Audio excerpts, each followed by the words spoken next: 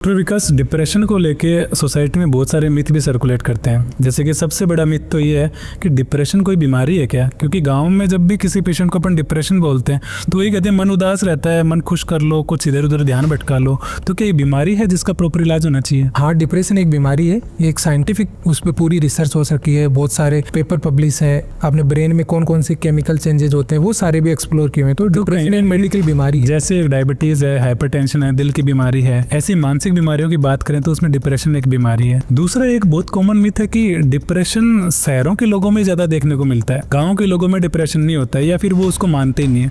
तो ऐसा भी है कि आपके पास गाँव के भी उतने मरीज आते हैं, फिर शहरों के मरीज ही ज्यादातर आते हैं? डिप्रेशन का ऐसा नहीं है कि केवल शहरों में ही होता है, गाँव में भी बहुत सारे मरीजों में डिप्रेशन होता है। शहरों में थोड़े से चांसेस ज़्यादा होते हैं। ठीक है।